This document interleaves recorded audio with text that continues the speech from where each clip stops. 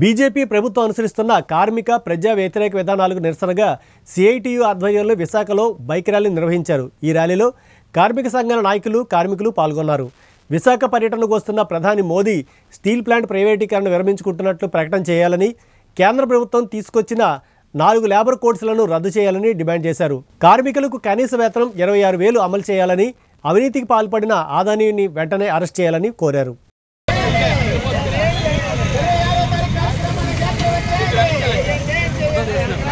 Photo video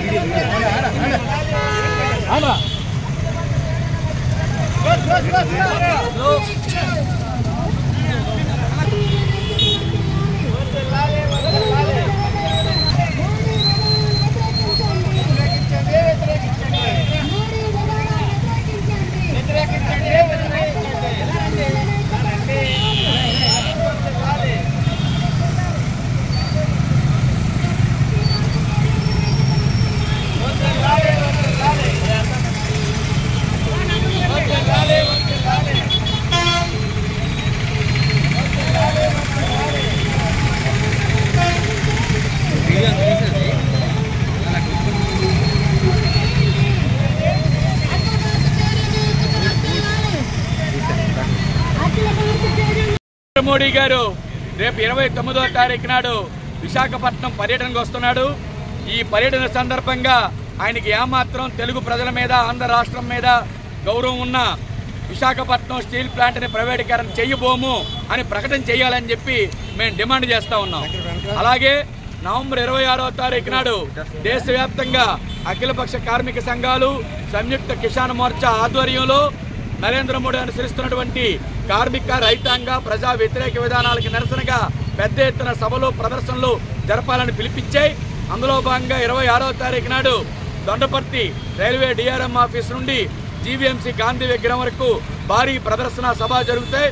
అలాగే గాజువాకలో రేపు 24వ తారీఖు నాడు భారీ కార్మిక ప్రదర్శన పబ్లిక్ సెక్టర్స్ యూనిట్స్ ద్వారా ఆధ్వర్యంలో జరుగుతున్నాయి. ఈ 2 సభల్ని కూడా జయప్రదం చేయాలని చెప్పి మీ ద్వారా విజ్ఞప్తి చేస్తున్నాం. ఈ ముఖ్యమైన డిమాండ్లు ఏంటంటే, ప్రభుత్వ రంగ సంస్థలను ప్రైవేటు వాళ్ళకి ఇవ్వద్దు. ఈ రోజు మనం చూసాం అదానీ కుంభకోణం, ఎన్ని వేల కోట్ల కుంభకోణం బయటకు వచ్చింది. అదానీ అంటే నరేంద్ర మోడీ గారి ఆత్మ.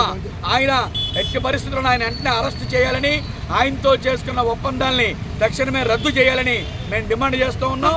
స్టీల్ ప్లాంటు, ఇతర ప్రభుత్వ రంగ సంస్థల ప్రైవేటీకరణ ఆపాలి. కార్మికుల కనీస వేతనం 26,000 రూపాయలు చెల్లించాలి.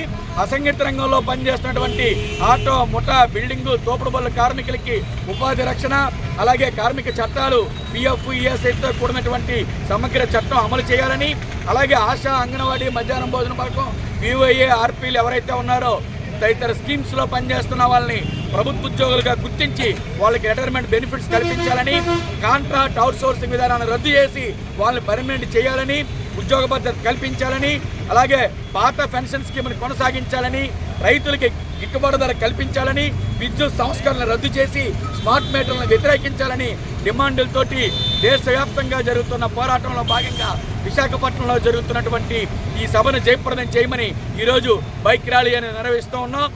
ఆ రకంగా నరేంద్ర మోడీ గారిని వ్యవహరించకపోతే భవిష్యత్తులో కార్మిక వర్గాన్ని, సంపదలు సృష్టిస్తున్నటువంటి రైతాంగాన్ని కలుపుకొని పెద్ద ఎత్తున ఉద్యమిస్తామని తెలియజేస్తా ఉన్నాం.